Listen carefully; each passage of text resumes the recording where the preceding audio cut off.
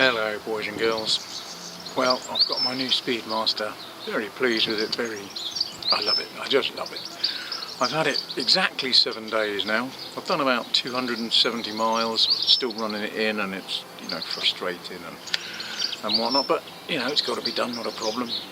I've been out 6 times, I think. 5 of those times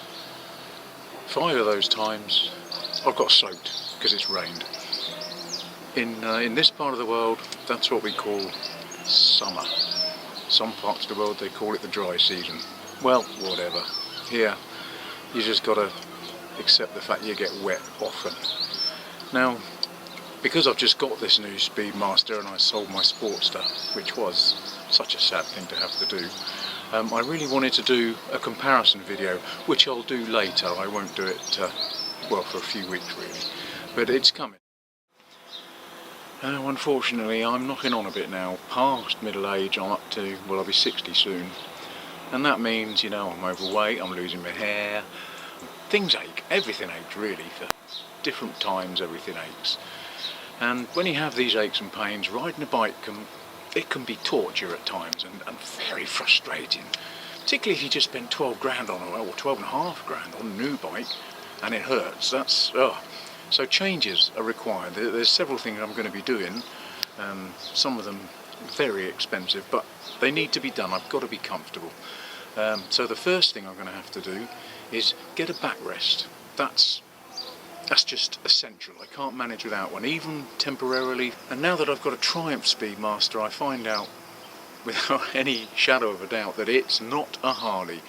With Harley Davidsons and Sportsters in particular, the options for customizations and upgrades, effectively, they're limitless. There are so many. Even actual Harley items, there are loads and loads of options. But with Triumph, there just aren't. And upgrading the seat to a backrest seat is very difficult. I think I've found 3 in the whole world. One is Corbin, which is very popular, but I've heard they're hard and uncomfortable. That's no good to me. Another one is the Russell Cycle Products version, which is a custom-made seat. Again, very expensive, but they are supposed to be super comfortable, and you can get a backrest. That's what I need. I have seen one from a company called AIDA or AED or something like that. AEEDEA.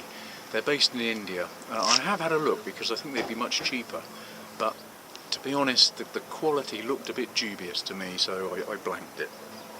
Now, if you're like me, you're the wrong side of middle age, you have those aches and pains, but you just don't have the budget for a big expensive seat situation, what do? I'm glad you asked me that.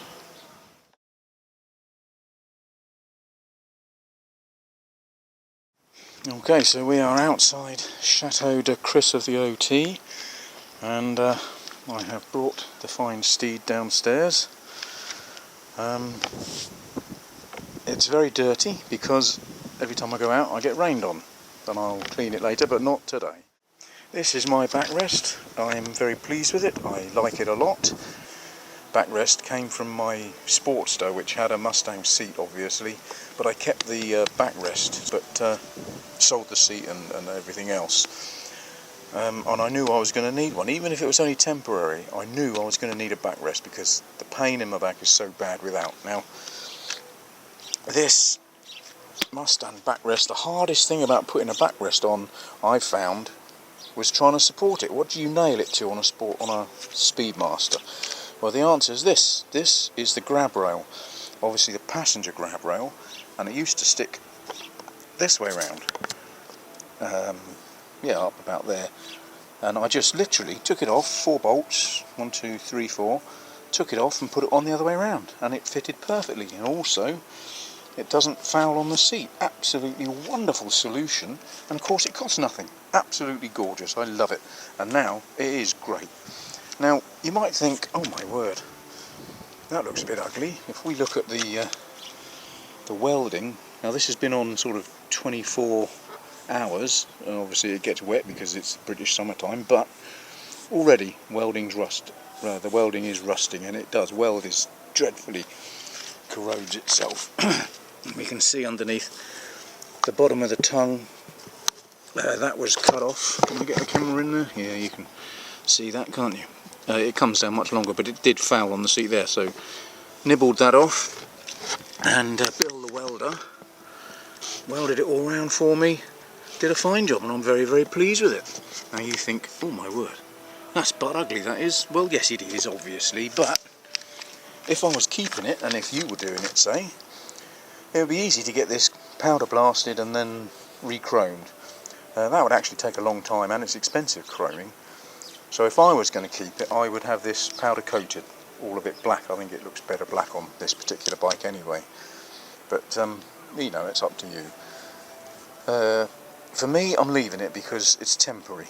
I've actually got another one ordered, another seat ordered with a backrest. So this is just temporary. Literally, I couldn't manage without a backrest. So I needed something temporary, something cheap.